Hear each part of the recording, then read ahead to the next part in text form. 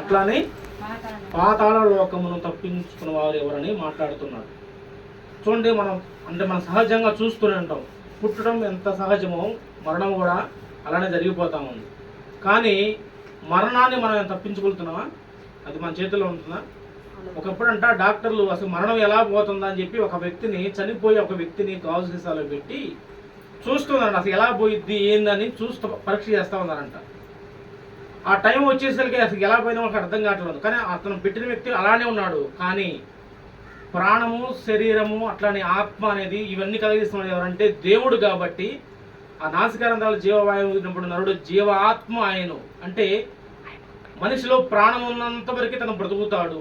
తర్వాత ఈ శరీరము మట్టితోనే మొట్టమొదటి నిర్మించబడి ఉన్నది కాబట్టి ఆ మట్టి యథాస్థితిగా మరలా వెళ్ళి మట్టికి చేరను. ప్రసంగ గ్రంథం ఇదే మాట ఉన్నది, మన్నైనది మరలా మట్టికి చేరను, ఆత్మ దేవుడు దయచేసిన ఆత్మ అనేది దేవుడి ఎదుగు చేరని మాట ఉన్నది. ఈ మూడు విషయాల్లో అయితే ఆత్మ అనేది దేవుని కాడికి వెళ్ళింది. అది దాని తీర్పు అనేది మనం చివరి చూద్దాం. ముందుగా అయితే మరణాన్ని చూడకుండా మన వాళ్ళు ఎవరైనా బ్రతుకుతున్నారా?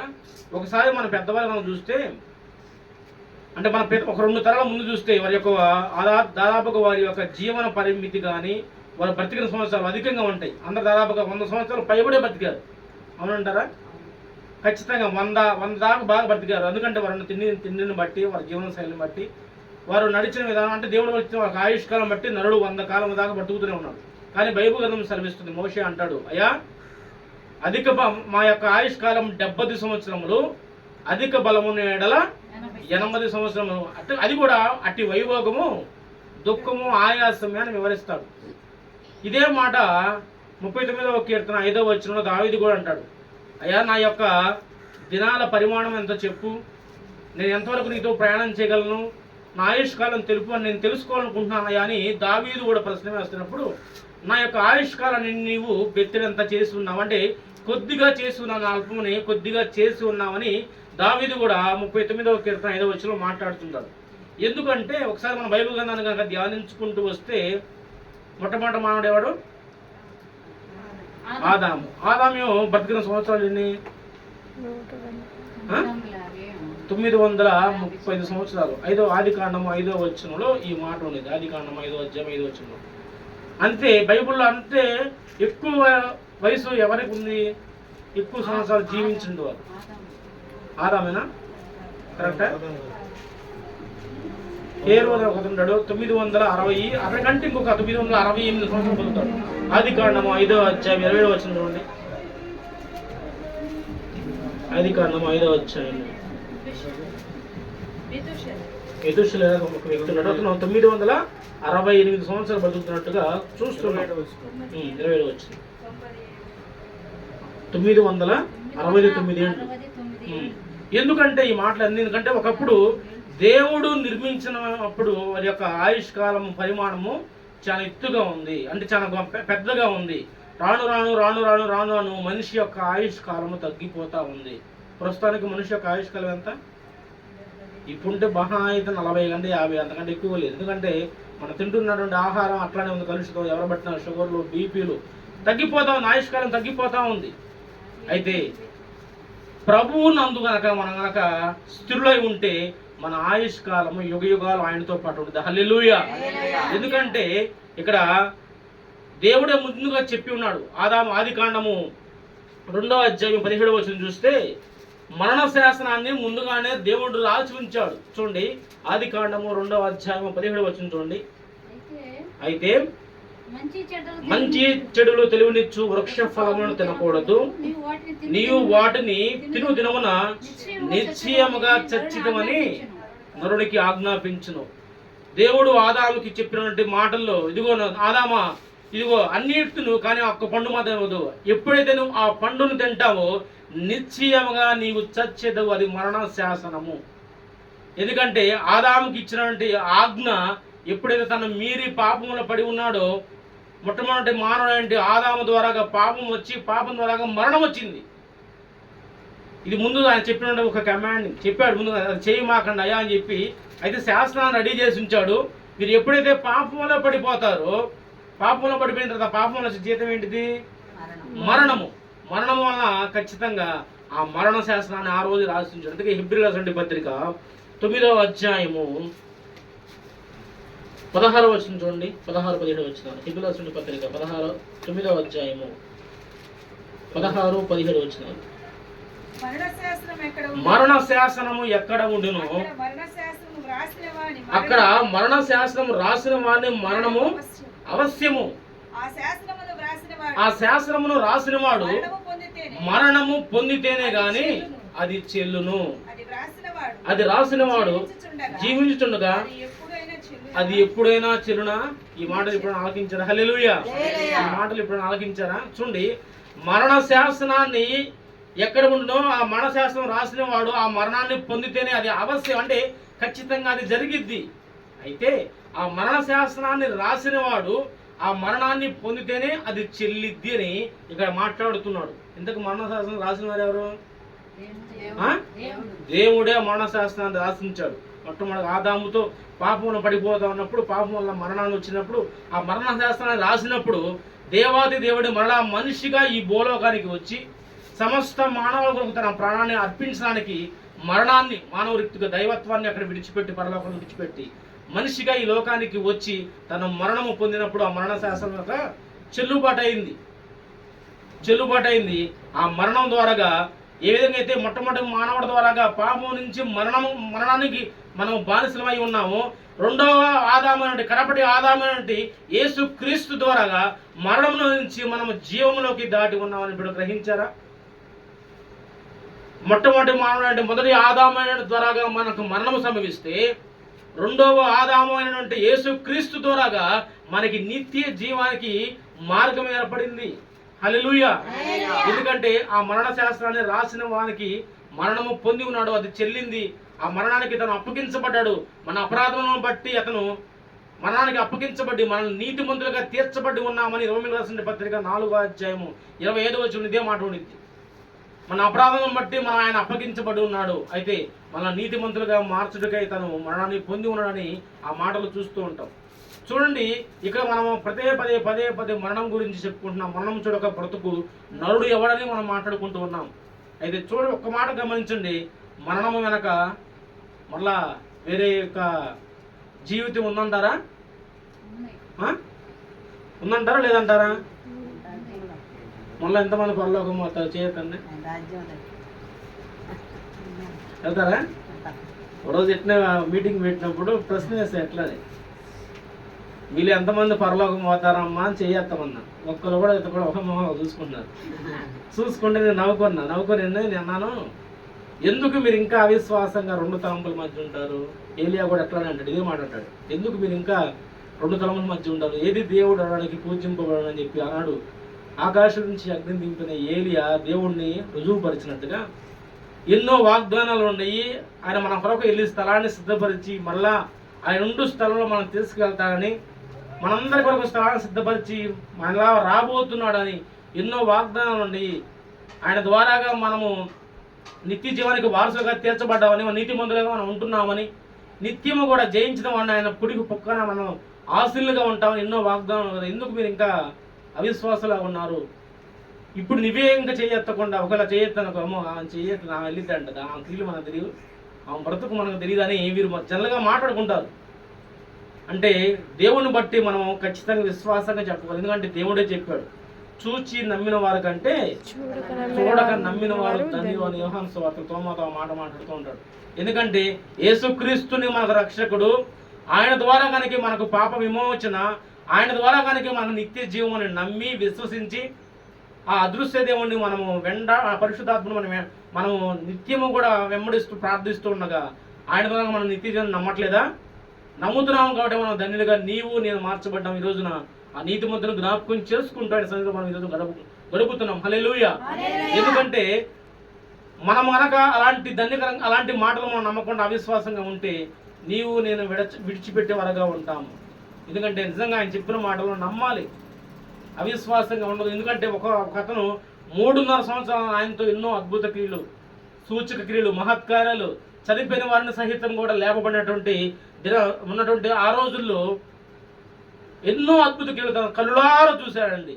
కానీ చివరికి యేసు ప్రభువుని అవిశ్వాసంగా ఇంకా నమ్మకుండా, పరిపూర్ణంగా నమ్మకుండా ఆయన చేతుల్లో నా చేతులు పెట్టాలి, ఆయనకు పళ్ళు పొడిచినటువంటి బల్లె పొట్లు నా యొక్క చేతులు ఉంచితే కానీ నేను నమ్మను అని అవిశ్వాసంగా మాట్లాడున్నాడు. ఈ రోజున నేను చేస్తున్న భక్తి ఆయన చూడకుండా ఆయనే నిత్య జీవానికి వారసుడు, ఆయన ద్వారా కనుక మనకు పాప క్షమాపణ, ఆయనే ఆయన నిజమైన దేవుడు అని మన విశ్వాసంతో మనం పరువుని ముందుకు కొనసాగిస్తున్నాం. మనందరం కూడా ధన్యులుగా మార్చబడి ఉన్నాం.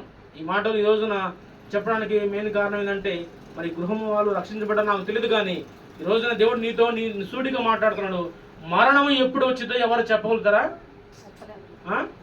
నేను ఖచ్చితంగా ఒక 70 ఏళ్ళు లేదా 80 ఏళ్ళు ఉంటానని ఉన్నా. వస్తా బాండ్ పేపర్ రాసుకొచ్చుకున్నారా? నేను లోపల ఉన్నప్పుడు మా బాబాయ్ ఒక మాట ఉన్నాడు. మా నాయనమ్మ నేను చూసేటప్పుడు నేను చూస్తానని చెప్పి నేను బాండ్ పేపర్ మీద సంతకం పెట్టానా ఇది అర్థన్నా.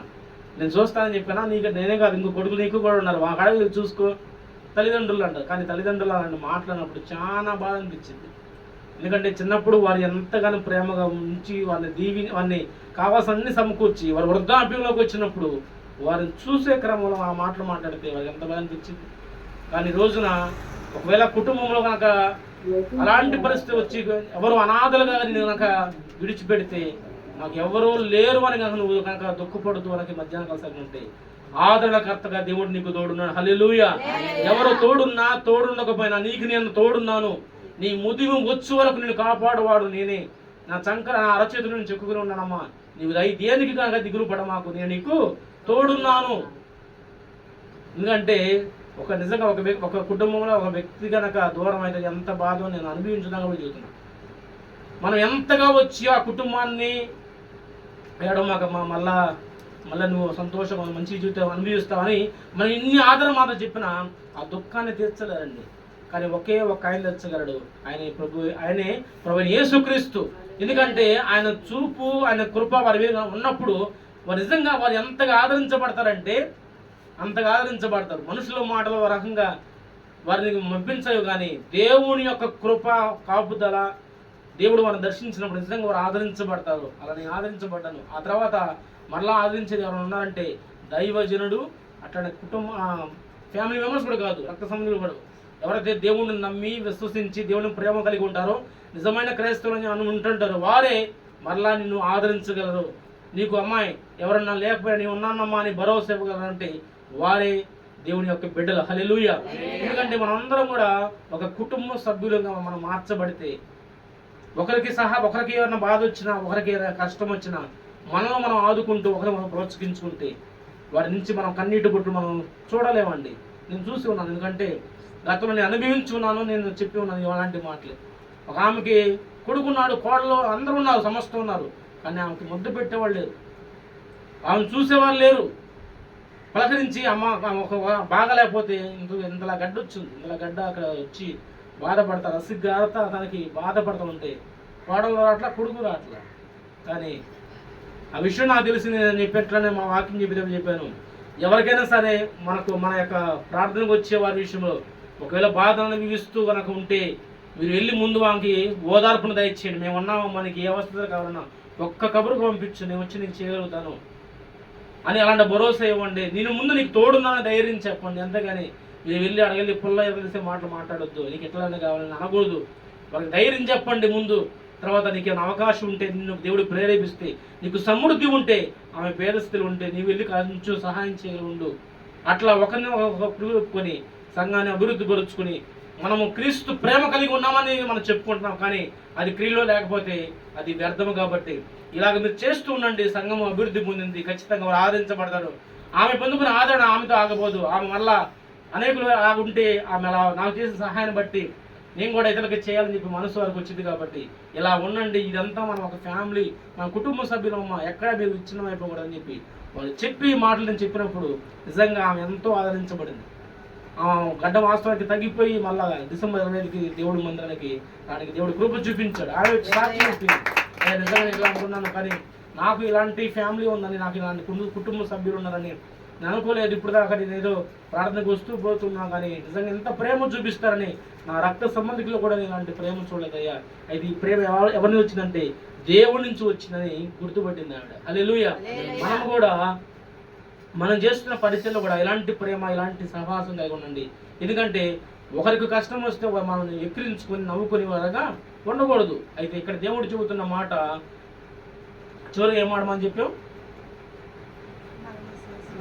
మరణ శాస్త్రం గురించి చెప్పుకుంటూ వస్తున్నాం. చూడండి, అట్లనే 1 కొరింథీ పత్రిక 5వ అధ్యాయము 15వ అధ్యాయము 12వ వచనం చూడండి. 1 కొరింథీ 15:12 15:12 క్రీస్తు మృతుల్లో నుండి లేపబడిన ఎడల లేపబడి ఉన్నాడని ప్రకటింపబడుచుండగా మీలో కొందరు మృతుల పునరుద్ధానము లేదని ఎట్లు చెప్పుచున్నారు? మృతుల పునరుద్ధానము లేని ఎడల క్రీస్తు కూడా లేపబడి ఉండలేదు. మరియు క్రీస్తు లేపబడి ఉండని ఎడల మేము చేయు ప్రకటన వ్యర్థమే, మీ విశ్వాసమును వ్యర్థమే. చూడండి, అపోస్తలుడైన పౌలు కొరింథీ సంఘం అంటున్నాడు, అయ్యా క్రీస్తు మృతుల్లో నుండి లేపబడపోతే మేము చేస్తున్న ఈ ప్రయాస ప్రకటిస్తున్న క్రీస్తు సువార్త మీ విశ్వాసం కూడా సమస్తము వ్యర్థమే. ఎందుకంటే క్రీస్తు లేపబడి ఉన్నాడు, మృతుల్లో నుంచి ఆయన లేపబడి ఉన్నాడు. ఏ విధంగా అయితే క్రీస్తు సమస్త మానవులకు తన ప్రాణాన్ని అర్పించున్నాడో, తిరిగి ఏ విధంగా సమాధి చేయబడినాడో, తిరిగి మూడో విధంగా ఏ విధంగా లేచి ఉన్నాడో, ఆయన లేచి ఉన్నాడు, ఆయన సమాధిని గెలిచి ఉన్నాడు. మృతుల్లో నుంచి దేవుడు ఆయన లేపి ఉన్నాడు. కాబట్టి అదంతా మేము కనుడారా మేము అంటే తనకి ప్రత్యక్షమైన చెబుతున్నాడు. తర్వాత పేతురుడు ఇదే మాట అంటాడు. 2వ అపోస్తల కార్యాలు 2వ అధ్యాయం చూస్తూ చెబుతున్నప్పుడు ఆయన యొక్క పునరుద్ధానం గురించి చెబుతూ ఉంటాడు. ఎందుకంటే క్రైస్తవులకి ప్రాముఖ్యం ఏంటంటే మృతుల పునరుద్ధానము చాలా ఇంపార్టెంట్. మనం చేస్తున్న భక్తి ఇప్పుడు కాదు, మనం చేస్తున్న భక్తి ఏంటంటే దేవుడు మనల్ని మరలా క్రీస్తులో మనం నాటబడినప్పుడు, క్రీస్తు రక్తనిత మనం విమోచించబడినప్పుడు, మన పాపాల నిమిత్తము మనము మరలా ఆ యొక్క సమాధి చేయబడి తిరిగి లేచిన తర్వాత క్రీస్తులో మనం వెంబడిస్తున్నప్పుడు, మరలా మనం చనిపోయినప్పుడు మరలా ఆయనతో పాటు లెగుస్తాము, ఆయనతో పాటు యుగయుగాలు ఉంటాము అనేది దేవుని బిడ్డల యొక్క నిరీక్షణ. అందుకే దశలోనికి రాసినటువంటి 1వ పత్రిక 4వ అధ్యాయము 13 నుంచి చూస్తే ఆ మాట కనబడతా ఉంటాయి. 1 దశలోనికి రాసినటువంటి పత్రిక 4వ అధ్యాయము 13వ వచనం, సహోదరులారా నిరీక్షణ లేని నిద్రించిన వారిని గురించి మీకు తెలియకుండా మాకు ఇష్టం లేదు. యేసు మృతి పొంది తిరిగి లేచినని మనము నమ్మినీడల అదే ప్రకారము యేసు నన్ను నిద్రించిన వారిని దేవుడు ఆయనతో కూడా వెంట పెట్టుకుని వచ్చును. మేము ప్రభువు మాటను బట్టి మీతో చెప్పునిదేమనగా, ప్రభువు రాకడ వరకు సజీవులమై నిలిచి ఉండు మనము నిద్రించిన వారి కంటే ముందుగా ఆయన సన్నిధిని చేరము. ఆర్భాటముతోను ప్రధాన దూత శబ్దముతోను దేవుని బోరతోను పరలోకము నుండి ప్రభువు దిగివచ్చును. క్రీస్తు నుండి మృతులైన వారు మొదట లేతురు. ఆ మీదట సజీవులమై నిలిచి ఉండు మనము వారితో కూడా ఏకముగా ప్రభువును ఎదుర్కొనుకు ఆకాశ మండలముకు మేఘముల మీద కొనిపోబడము కాగా మనము సదాకాలము ప్రభువుతో కూడా ఉందము. హల్లెలూయా. చూడండి, ఇక్కడ చాలా క్లారిటీగా అపోస్తలుడైన పౌలు చెబుతున్నాడు. మనము నిరీక్షణ లేని ఇతరులే ఉండకుండా, నిద్రించిన వారి విషయంలో బహు దుఃఖపడకుండా ఉండకుండా మనం చూడండి, ఇలాంటి విషయాలు మీకు చెబుతున్నాను. యేసు ఏ విధంగా అయితే తిరిగి లేచి ఉన్నాడో మరలా మృతులైన వారు ఆయనతో పాటు కూడా లేస్తారని. అయితే ఆయన వచ్చే 2వ రాకడ సమయంలో మొట్టమొదటిగా మృతులైన వారు మొదట లెగుస్తారు. ఆ తర్వాత భూమి మీద సజీవులుగా ఉన్నటువంటి వారు దేవుడిని ఎదుర్కొని పోతారని ఇక్కడ క్లియర్గా దేవుడి గురించి అంటే మృతుల పునరుద్ధానం గురించి చెబుతూ ఉన్నాడు. ఎందుకంటే యేసు ప్రభు చెప్పాడు, నేనే జీవమును, నేనే సత్యమును, నేనే మార్గమును, నా ద్వారా తప్ప ఎవరు కూడా దేవుని వద్దకు ఎవరు చేరలేరు. ఎందుకంటే ఆయన ఉత్తరవాదిగా ఉన్నాడు కాబట్టి ఆయన ద్వారాగానే. ఎందుకంటే యేసుక్రీస్తు మార్గము చాలా ఇరుకైన మార్గము. ఈ మాట యోహాను సువార్తలో ఉంది. ఇరుకైన మార్గం, లోకము విశాలమైన మార్గం, ఎటు వెళ్ళిపోవచ్చు. కానీ యేసు ప్రభు కాడికి మనం వెళ్ళాలి అంటే, ఆ మార్గంలో మనం చేరుకోవాలంటే, ఆ ఇరుకు మార్గంలోకి పోవాలంటే చాలా పోరాటాలు వస్తాయి. మొట్టమొదటి వచ్చే పోరాటాలు చెప్పిన కుటుంబస్తులే పోరాటాలు. ఎందుకురా, మనం ఎంతోమంది మనం దేవత ఉన్నారు, ఎంతోమంది మనం పూజిస్తున్నాము. యేసు ప్రభు అంటున్నాము, ఆయన ఎవరు, వార దేవుడు, ఫలానా కులస్తుల దేవుడు, మనకెందుకయ్యా పలానా మాకు లేరా, మన మన పితరులు ఎంతోమంది ఆరాధిస్తున్నాం అని చెబుతూ మొట్టమొదటి కుటుంబస్తులు వెనక లాగుతారు. అట్లా ఉంటే తర్వాత సమాజం కూడా అంతే. ఎరా మోసం తిన్నాం అని చెప్పి మన ఎముకలు మెడలేసి తిరుగుతామైంది. ఏదో పోయావు, నీకేది మేలు చేశాడు, వెళ్ళావా 2 రూపాయలు కానికేసి వచ్చావా, వెళ్ళకుండా వచ్చి మన ఇంట్లో మనం పని చేసుకున్నాం. అంతేగాని యేసు అని చెప్పి నువ్వు పోయి నీతో పాటు 10 మందిని తీసుకుని పోయి ఈ మైకులు పెట్టి గోలేంద్ర అని సమాజం కూడా మాట్లాడతారు. ఎందుకంటే యేసు ప్రభు ద్వారా మనం వెళ్ళాలంటే ఎన్నో పోరాటాలండి, ఎన్నో పోరాటాలు. ఎందుకంటే నేనే చెబుతున్నాను, నేను బాప్తిస్తం పొందిన తొలి దినాల్లోనే మాకున్న ఆచరణను బట్టి మేము ఒకప్పుడు అంటే దేవుని కొలిసేవాళ్ళి, మా ఇంటి వారి నుంచి వస్త్రాలు కానీ కావాల్సిన అన్నీ కూడా కుంకుమ అన్నీ వెళ్ళి వచ్చేటప్పుడు దేవుడిని కట్టుకుని అతను వస్తే వచ్చాడనమాట. అలాంటి సాంప్రదాయం, నృత్యాలు చేస్తా, పాపవేషాలు వేసుకుంటా, అలాంటి వ్యవహార శైలి మనదంతా. ఎందుకంటే నేను బాప్తిస్తం పొందుకున్న తర్వాత మొట్టమొదటి మా అమ్మ అన్నమాట, ఎందుకయ్యా బాప్తిస్తం పొందుకున్నాము, మనకు ఎన్నో ఆచారాలు ఉన్నాయి, మన సాంప్రదాయం మనకి ఎన్నో నాయన నుంచి అలాంటి సాంప్రదాయం వస్తూ ఉంది, మళ్ళీ ముందుకుంటే మనకి ఇబ్బంది పడతారా అంది. నేను ఒకటే మాట అన్నాను, నాకు యేసు ప్రభు కావాలి, యేసు ప్రభుతో నేను ఇక నా యొక్క జీవితం సమర్పించుకున్నాను, ఆయన ద్వారా కానీ నాకు నిత్య జీవం, ఆయనే దేవుడు నేను గ్రహించున్నాను. ఎందుకంటే హెబ్రీయులకు రాసిన పత్రిక 9వ అధ్యాయం మాట ఉన్నది, 22వ వచనం చూడండి. హెబ్రీయులకు రాసిన పత్రిక 9వ అధ్యాయము 22వ వచనం. మరియు ధర్మశాస్త్ర ప్రకారము సమస్త వస్తువులను రక్తము చిందించబడకుండా పాప క్షమాపణ కలుగదు నేను సామాన్యంగా చెప్పవచ్చును. చూడండి, నేను ఈ మాట బైబిల్ చదవక ముందు మా తాత నోటి నుంచి అక్కడ ముట్లూరు దిగులుసుకు ముట్లూరు ఆశయం వాళ్ళు తిరణాలు చేస్తారు. ఆ తిరణాలు చేసేటప్పుడు దరిద్రం ఏంటంటే ఆ పందులు కోస్తారు, పందులు కూడా భరించి కోస్తున్నారు. ఆయన ఒక మాట దిగింది, రక్తం చిందించకుండా పాప క్షమాపణ చెందదని చెప్పి ఆయన చెప్పాడు. సరే అని చెప్పి నేను గుర్తుపెట్టుకున్నాను. నేను బైబిల్ చదువుతున్నప్పుడు ఈ మాట నాకు క్లియర్గా అర్థమైపోయింది. ఎందుకంటే మనం చేసిన దోషాలకి, మనం చేసినటువంటి పాపాలకి మనము వాస్తవానికి అలాంటి శిక్ష మనం పొందుకోవాలి. కానీ మన తండ్రి మన పక్షాన ఉండి ఆయన బాధ్యత వహించి తన రక్తాన్ని సమస్త మానవులకు చిందించున్నాడు. అందుకే రక్తము చిందించబడకుండా పాప క్షమాపణ అనేది జరగదు. మనలో బలులు అర్పిస్తారు. మేము కూడా ఉన్నప్పుడు లోకంలో ఉన్నప్పుడు ఎటో పొయ్యి వస్తా ఒక మేకపో తీసుకెళ్ళి దాన్ని ఊరేగించి అన్నీ చేసి చివరికి ఏం చేస్తారు, వధించి వారి విశ్వాసం ఎలా ఉండిందంటే మేము మా బిడ్డలు బాగుండాలి, మా పాపాలు మొత్తం మేము చేసినటువంటి కూడా ఈ పొట్టేళ్ళ ద్వారా పోతాయి అని ఆ పొట్టెల్ని జీవంలో ఏమీ తెలియదు, ఆ పొట్టెల్ని మగజీవుల్ని వధించి వాటిని తిని ప్రశాంతంగా తాగి వచ్చితే ఇంకా అదే కావాలి భక్తి అనుకుంటా ఉన్నాం. కానీ ఇక్కడ వాక్యం సెలవిస్తూ ఉంది, మనం చేసిన అపరాధాలకి, మనం చేసినటువంటి పాపాలకి రక్తము చిందించబడాలా. ఇది ఎవరి రక్తము?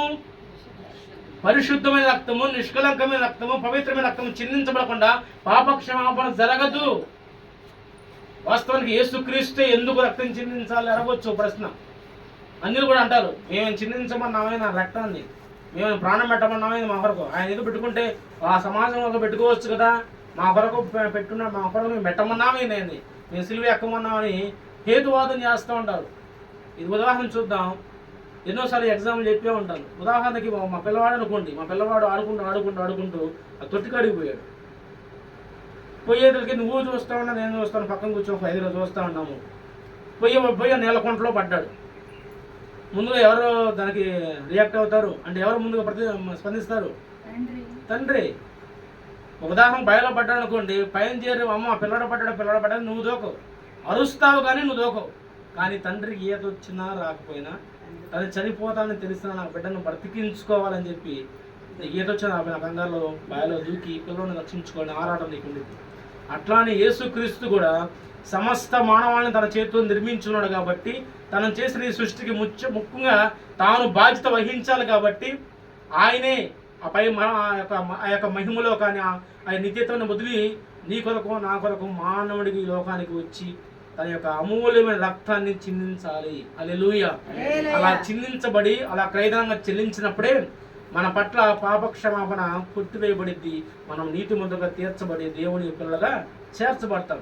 వాస్తవానికి మనం పొందుకోవాలంటే దెబ్బలు మనం చేయాలన్న మనకి శిక్ష అనుభవించాలా. మనం అనుకోవచ్చు, నేనేం పాపం చేశాను, నేను ఎప్పుడు ఒక ఏదో కుటుంబానికి వెళ్ళినప్పుడు అమ్మ మీరు పాపమ్మ అన్నాను అనుకోండి, పెటాల్మెంట్ లాగా వాడు కొడతానికి ఇచ్చింటాడు. ఎందుకంటే నేనేం పాపం చేశాను, నువ్వెప్పుడు చూసావు స్వామి, నన్ను పాపం అంటామేనండి. కానీ వాక్యం అనేది తిరుమలసిన పత్రిక 3:23 ఏ భేదమును లేదు, అందరూ కూడా పాపము చేసి దేవుడు అనుగ్రహించు మహిమను పొందలేకపోతున్నారు.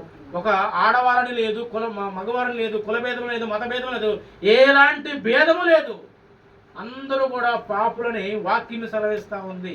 అయితే మన పాపాలు పోవాలంటే దానికి ప్రాయశ్చిత్తం ఏంటి?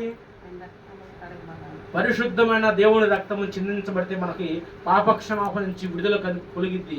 ఆ విమోచనే మనకి నిత్య జీవానికి మార్గం వేసింది. అందుకే అంటాడు, నా ద్వారాగానే మీకు పాప విమోచన, రక్తము చిందించబడకుండా పాప పరిహారము జరగదు. మనం అనుకుంటాం ఏదో పలానా టెంకాయ కొట్టదు అంటే పలానా ఏదో అర్పణ అర్పించి మన పాపాలు పోయినకుంటే నువ్వు ఇంకా చీకటిలో ఉంటే అది జరగదమ్మా, జరగదు. దేవుడు ఒకప్పుడు అజ్ఞాన కాలను చూసి చూడడం వదిలిపెట్టాడు. కానీ ఇప్పుడు అంతా అంటాడు, అంతటా అందరూ మారు మనసు పొందాలని దేవుని సువార్త చెబుతా ఉంది. ఒకప్పుడు చూసి చూడక దేవుడు వదిలిపెట్టాడు. కానీ ఇప్పుడు వాక్యం అంటుంది, అంతటా అందరూ మారు మనసు పొందుకోవాలి. ఎందుకంటే ఆ జరుగుతూనే ఉన్నాయి. ప్రతి ఒక్క మోకాలు కూడా దేవుని సంతో ఆయన యొక్క దగ్గర వంగిద్ది. ప్రతి ఒక్క నాలుగు కూడా ఆయన స్తుతించే రోజు రాబోతుంది, జరుగుతుంది కూడా. ఒకప్పుడు మహా ఇది చర్చిలు ఎలా ఉంటాయి, ఏడో ఊరికక్కడో ఒకటి ఉండిద్ది, అది ఊరి బయట ఆరబడగా అదే సమాజం వాళ్ళు చేసుకుంటుంటారు. ఈరోజు వీధికి దేవుని యొక్క సువార్త వెదలుతూ ఉంది. అందుకే సామెతలు ఉంటాడు మొట్టమొదటి అధ్యాయం, సంత వీధులలో జ్ఞానము కేకలు వేయుచున్నది, సంత వీధుల్లో జ్ఞానము కేకలు వేయుచున్నది. జ్ఞానం యేసుక్రీస్తు గురించి సువార్త అన్ని చోట్లకు వ్యాపిస్తూనే ఉంది. ఆయన రాకడకు ముమ్మూర్తులు జరుగుతూనే ఉన్నాయి. కానీ ఇంకా మనం తెలుసుకోలేక, అందుకే ఆ హెబ్రీ పత్రిక 6:1 కొన్ని పునాది సత్యాలు ఉన్నాయి. ఆ పునాది సత్యాల్లో మారు మనసు అంటే ఏమిటి, అపోస్తల బోధ విధానం అంటే ఏమిటి, హస్త నిక్షేపం అంటే ఏమిటి, మృతుల పునరుద్ధానం అంటే ఏమిటి, నిత్యమైన తీర్పు అంటే ఏమిటి అని ఒక 6 పునాది సత్యాలు ఉన్నాయి. అక్కడ అనే పునాది మరలా వేయక సంపూర్ణ వరకు సాగిపోయిన మాట ఉండేది. మృతుల పునరుద్ధానం కూడా మనం ఖచ్చితంగా తెలుసుకోవాలి. ఎందుకంటే మనం చేస్తున్న భక్తి మనకి ఖచ్చితంగా ఒక క్లారిటీగా ఉండాలి. అందుకే దశలో రాస్తున్నాడు, నిరీక్షణ లేని ఇతరుల వల్ల మీరు దుఃఖపడకుండా నిమిత్తము మీకు ఈ మాటలు నేను రాస్తున్నాను. యేసు ప్రభు ఏ విధంగా అయితే మృతుల యొక్క పునరుద్ధానాన్ని, మరణాన్ని గెలిచి మరణమా నీ ముళ్ళెక్కడ అని విజయాన్ని ఆయన ప్రకటించి మరణాన్ని కూడా ఆయన జయించి ఉన్నాడు, తర్వాత లేచి ఉన్నాడు. యేసుక్రీస్తు ఒక మనిషిగా ఈ లోకానికి వచ్చి ఉన్నాడు, మనిషిగా ఆయన చనిపోయి ఉన్నాడు, మృతులుగా తిరిగి లేచి ఉన్నాడు, ఆరోహణమై వెళ్ళి ఉన్నాడు. ఏ విధంగా అయితే ఆయన తిరిగి ఉంచున్నాడో మనం కూడా చేస్తున్న భక్తులు ఒకవేళ మృతులుగా మనం అయితే దేవుని యొక్క మనకున్న నిరీక్షణ బట్టి దేవుడు వచ్చే 2వ రాకడలో మృతులైన వారు మొదట లెగుస్తారు. మనకున్న నిరీక్షణ అదే, ఖచ్చితంగా మన ఆయన లేపుతాడు. ఈ మాట ఇక్కడే కాదు, యోహాను సువార్తలో ఉండిద్ది ఈ మాట. 11వ అధ్యాయం చూస్తే లాజరును ఎన్ని దినాల తర్వాత లేపాడమ్మా? 3 దినాల తర్వాత ఆయన లేపాడు. ఎందుకంటే యేసుక్రీస్తు ఏ విధంగా అయితే 3 దినాలు తిరిగి లేచి ఉన్నాడు, ముందుగానే లాజరుని మృతుల పునరుద్ధానానికి ఒక సాదృశ్యంగా చూపించాడు. వాళ్ళంటారు, అయ్యా మృతుల పునరుద్ధానం ఎప్పుడు అంత్యకాలంలో కదా, ఇప్పుడు కాదు కదా అంటే అన్నాడు, అమ్మా మార్తా నేనే మృతుల పునరుద్ధానం. మాట చూద్దాం, యోహాను సువార్త 11వ అధ్యాయము 24వ వచనం చూడండి.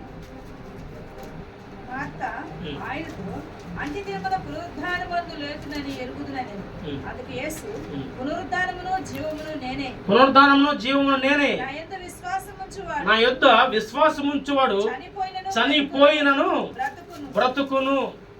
హల్లెలూయా. చూడండి, నా యొద్ద అతడు చనిపోయినా సరే లెగుస్తాడు. ఈ మాట మనం నమ్ముతారా? నమ్మితే దాన్ని నమ్ము లెగుతామంటావా? ముందు పలానా లెగితే అప్పుడు మనం కూడా నమ్ముదాం అనుకుంటారు. అలాంటిదే ఉండదండి. ఎందుకంటే ఈ మాట అబ్రహాము కుడి రొమ్మున బీదమైన లాజరు ఆనుకుని ఉన్నాడు. ధనవంతుడు వేతన పడుతూ అగ్నిలో ఉన్నప్పుడు, అయ్యా నా సహోదరులు కొంతమంది కింద ఉన్నారు, వారు నేను కాడికి వెళ్ళి చదువుతారంటే ఆయన అప్పుడే అన్నాడు, ఒకడు మృతుల్లో నుంచి లేచి తిరిగి నమ్మరయ్యా, అయితే వారు చెప్పడానికి కింద ప్రవక్తలు ఉన్నారు, దేవుని బిడ్డలో ఉన్నారు కాబట్టి వారికి సత్యము బయలుపరచబడిన మాట మనం చూస్తున్నాం. ఈ రోజున మనక నమ్మి విశ్వసించనుకుంటే మృతుల పునరుద్ధానంతో మనము కూడా ఒకవేళ ఆ టయానికి కనుక మృతులై ఉంటే యేసుక్రీస్తు మహాబోరధ్వన శబ్దంతో ఆకాశ మండలం మీద వేవేల దూతల పరివారంతో యోధా సింహం గోతముకు వస్తున్నప్పుడు మనము కూడా మొట్టమొదటి మృతులైన వాళ్ళు లెగుస్తారు. ఒకవేళ బ్రతికి ఉంటే, సజీవులమై ఉంటే ఆయన ఎదుర్కోవడానికి ఆకాశ మండలానికి పోతామని దశలోని రాసిన పత్రికలో క్లియర్గా పౌలు మనల్ని యొక్క అపనమ్మకాన్ని మొత్తాన్ని తుడిచిపెట్టాడు అనమాట. ఎందుకంటే యేసుక్రీస్తు రాబోతుంది సత్యం అండి. యేసు ప్రభు వచ్చింది నిజమేనా? ఆయన పరిచయం చేసింది నిజమేనా? ఆయన చనిపోయింది, ఆయన తిరిగి లేచింది, ఆయన రాబోతుంది. ఇన్ని నిజాలు, ఇన్ని వాస్తవాలు తెలుసుకోవాలి. ఎందుకు ఇంకా దేవుణ్ణి పరిపూర్ణంగా విశ్వసించలేదు? ఎందుకు దేవుణ్ణి నమ్ముకోవట్లేదు? నేను కహాని చెప్పట్లేదు, మీకు అర్థమయ్యే భాషనే చెబుతున్నాను. సత్యాన్ని తెలుసుకోండి, సత్యమందు ప్రతిష్టలు అవ్వండి. దేవుని రాకడ అతి సమీపంగా ఉంది. ఈ ఒక చిన్న ఎగ్జాంపుల్ చేసి నేను ముగిస్తాను. ఎగ్జాంపుల్ బదులు నా జీవితంలో ఒక 3 సంవత్సరాల క్రితం జరిగినంటే దృశ్యం, ఆ దృశ్యం చూసి నేను నిజంగా చెబుతున్నాను, గడగడ వణికి నేను చాలా ఏడ్చుకున్నాను. ఆ దృశ్యం చూసినప్పుడు, ఆ దర్శనం చూసినప్పుడు ఆకాశంలో గొప్ప గొప్ప వింతలు, గొప్ప గొప్ప మెరుపులు మెరుస్తూ, అసలుకి మనం ఒక చిన్న తారాజోలు వెలుగుస్తాం కదా, అంతకంటే గొప్ప వెలుగులతో వెలుగుతూ ఉంది. ఆకాశంలో వెలుగుతూ కొంతసేపటికి దేవుని స్వరం మాట్లాడుతూ ఉంది. మా మాదల గ్రామంలో నేను ఉన్నాను. అక్కడ చాలామంది అంతే ఇట్లా నిమిరిపోయి చూస్తూ ఉన్నారు. ఆకాశం నుంచి ఒక స్వరం మాట్లాడుతుంది, ఇదిగో నేను త్వరగా రాబోతున్నాను స్వరం నేను విన్నాను. అప్పుడు నా మనసు ఎంతో తేలికపడి సంతోషంగా ఉండి, చూసారా నా దేవుడు చెబుతున్న మాట, ఆయన త్వరగా రాబోతున్నాడని నేను అక్కడ చుట్టూ ఉన్నటువంటి సర్వజమానానికి చెబుతూ నేను ఆనందంతో ఇంటికి వెళ్ళాను అనమాట. ఆ దృశ్యం చూసినప్పుడు నేను చాలా దుఃఖపడ్డా. ఎందుకంటే అయ్యా నేను ప్రకటించలేను, నేను ఎవరికి ఏం చెప్పలేను. ఇలాంటి దర్శనాలు గొప్ప గొప్ప దైవజనులకు ఇస్తే వారు దాన్ని ఇంకా వివరంగా తెలుసుకుని, ఆ ప్రత్యక్షతలు తెలుసుకొని వారు ఇంకా ఈ పని చేస్తారు కదా, ఎందుకయ్యా ఇలాంటి అభాగ్యుడికి ఇచ్చామని నిజంగా చెబుతున్నాను. ఎంతో బాధపడ్డా. ఎందుకంటే ఆయన త్వరగా రాబోతున్నాడు అండి. ఆయన త్వరగా రాబోతూ ఉన్నాడు. ఎందుకంటే మనం సరైన సిద్ధపడు కలిగి ఉండకుండా మన పేరు జీవగ్రంథంలో కనుక లేకుండా ఉంటే మనం నిత్య నరకానికి చేర్చబడతాం. హల్లెలూయా. అందుకే చివరి ఒకే ఒక మాట, ప్రకటన గ్రంథం 20వ అధ్యాయం 15వ వచనం. ప్రకటన గ్రంథము 20వ అధ్యాయం 15వ వచనం. ఎవని పేరైనను జీవగ్రంథమందు రాయబడని ఎడల వాడు అగ్నిగుండంలో పడవేయబడిన. హల్లెలూయా. చూడండి, ఎవరైతే నమ్మి మారు మనసు పొంది పాపక్షమాపణ బాప్తిసం కలిగి దేవుడిలో మనము దేవుని యొక్క జీవగ్రంథంలో పేరు ఎక్కించుకుంటామో ఖచ్చితంగా వారు దేవునికి కుడి సింహాసనం ఆశలై ఉండి ఆయనతో యుగయుగాలు మనం కలిగి ఉంటాము. ఒకవేళ కనుక ఎవరి పేరైనా సరే జీవగ్రంథం రాయబడకపోతే వారు ఆడుకుంటారంట, నరకానికి పోతారు. మన దేవుని మూలవాక్యంలో పాతాళ లోకమును తప్పించుకుని వాడేవాడు అని ప్రశ్న వేస్తుంది. ఈ రోజున యేసుక్రీస్తు రక్తం ద్వారా నీవు కడగబడి నీ సాక్ష్యాన్ని అంతవరకు కాపాడుకుంటూ పరిపూర్ణ స్థితిలో కనుక నీ వచ్చి కనుక ఉంటే ఖచ్చితంగా దేవుని కుడి సింహాసనం నీవు ఆశీలుగా అవుతావు. జీవగ్రంథం నీ పేరు ఉంటే, అలా రాయించుకుని ఉంటే. ఒకవేళ రాయించుకోకుండా ఇంకా వీళ్ళు చెప్పేది ఇంతేలే, ఎంతో కాలం నుంచి చెబుతున్నారు దేవుని గురించి అంతే చెబుతారని చెప్పి మన రక్షణ తీసుకోకుండా నిర్లక్ష్యంగా ఉంటే దానికి నీవే ఉత్తరవాది అవుతావు. ఎందుకంటే ఇప్పుడు చెబుతున్న మాటలు ఒకప్పుడు నాకు ఎవరు చెప్పలేదయ్యా అనడానికి అవకాశం ఉండదు. నా బిడ్డలు ఎంతో కాలంగా నీకు చెప్పి ఉన్నారు, ఎన్నో మారు నీవు విన్నో అన్నావు, కానీ నీ చెవిని పెడచెవిని పెట్టి సరిగ్గా నువ్వు నిర్లక్ష్యపరిచున్నావు కాబట్టి ఇక నువ్వు నిత్య నరకానికి పో అని దేవుడు నిత్య నరకానికి అప్పగిస్తాడు. ఒకవేళ మా పేరు జీవగ్రంథం రాచి ఉంటే ఖచ్చితంగా ఎక్కడికి వెళ్తామంట, దేవుని యొక్క కుడి సింహాసనం అనుకుండి ఆయన ఏర్పరిచిన స్థలాల్లో నీవు నేను ఉంటాం. ఒకవేళ కనుక అలాంటి స్థితిలో కనుక రాకపోతే విడవబడతామని దేవుని యొక్క లేఖనం సెలవిస్తుంది. మనకి ఒక ఉపమానం కూడా చెప్పాడు. 10 మంది ఉన్నారు, 10 మంది కన్నికలు ఉన్నారు. వారందరికీ పెండ్లి కుమారుడు గురించి తెలుసా తెలీదా? పెండ్లి కుమారుడు వస్తాడని తెలుసు, అయితే టైం చెప్పలేదు. కానీ పెండ్లి కుమారుడు వస్తున్నాడు, సిద్ధపడండి అని వారికి హెచ్చరిక ఇచ్చారు. ఒక 5 ఏ టైం వస్తాడో తెలియదు కాబట్టి మనము సిద్ధులలో నూనెను నింపుకొని మనకు కావాల్సినంత సమకూర్చుకొని అని వెళ్ళి ముందుగానే సరైన సిద్ధపడగలిగి వెళ్ళి ఆయన కొరకు రెప్పపాటు కూడా కునుకు వేయక ఆయన కొరకు ఎదురు చూస్తూ ఉన్నారండి. కొంతమంది 5 ఉన్నారు, వస్తాడు కదా అన్నట్టుగా వెళ్ళి ఉన్నవాడితోనే పోయి ఉన్నారు. కాసేపటికి వారు తెచ్చుకున్న నూనె ఏమైంది? అయిపోయింది. అమ్మేవారు ఉన్నారంటే మీరు వాళ్ళు ఏమంటారు, అమ్మ మాకు సరిపోదు, మీకు ఇస్తే మేము కూడా ఇక్కడ ఆగిపోతాము, కాబట్టి మీరు అమ్మేవారు పంపించుకొని తెచ్చుకుంటారు. వారు పొయ్యి వచ్చే తలకి ఏమేం జరిగింది మనకు అందరికీ తెలుసు.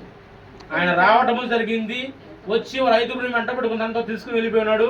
తలుపు వేయబడి ఉన్నది. ఆడకు పోయి అయ్యా అయ్యా అయ్యా తలుపు కొడుతున్నా ఒకే ఒక్క మాట అంటాడు, మీరెవరో నాకు తెలియదు. వాక్యాన్ని అందించి పెండ్లి కుమారు గురించి వర్తమానం విని సిద్ధపడండి అని కూడా మీకు హెచ్చరిక ఇచ్చినా కూడా సరైన సిద్ధపడగా ఉంటే ఈ మధ్యాహ్న కాల సమయంలో ఖచ్చితంగా నీవు కూడా విడవబడతానేమో అనుకో. ఒకవేళ జ్ఞాపకం తెచ్చుకో. వాక్యం అంటే నూనెలోని శుద్ధిని యొక్క సిద్ధులలో ఆ వాక్యాన్ని నింపుకో. పరిపూర్ణ సిద్ధిలోకి రా.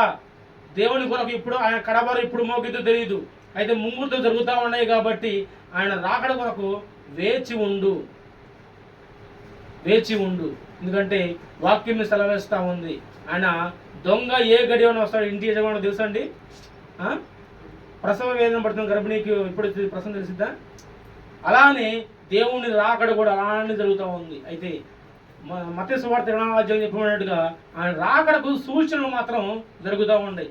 ఈ రోజున నీవు నేను కూడా సరైన సిద్ధపడగలిగి ఆయన మహిమగల రాజ్యంలో నీవు నేను ఉండాలా.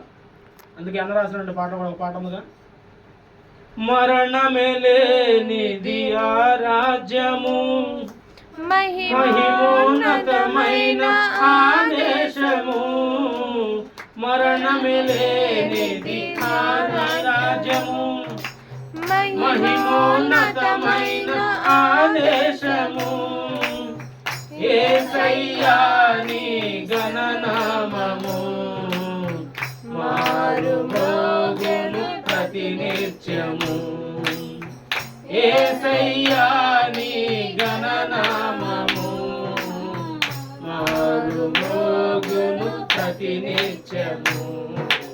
ఆరాధనా స్తుతి ఆరాధనా, ఆరాధనా స్తుతి ఆరాధనా, ఆరాధనా స్తుతి ఆరాధనా, ఆరాధనా స్తుతి ఆరాధనా, ఆరాధనా స్తుతి ఆరాధనా.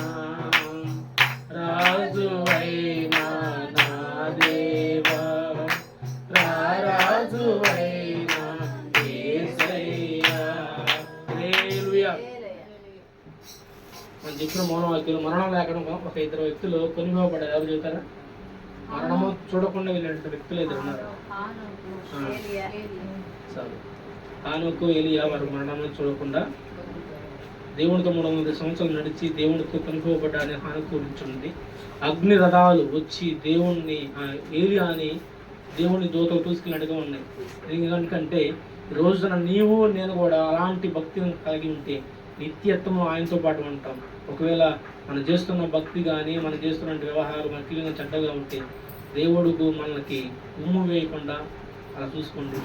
ప్రతి ఒక్కరు కూడా పరిపూర్ణ సిద్ధిలోకి రండి. దేవుడి కొద్ది మనల్ని దీవించి ఆశీర్వదించును గాక. ఆమేన్.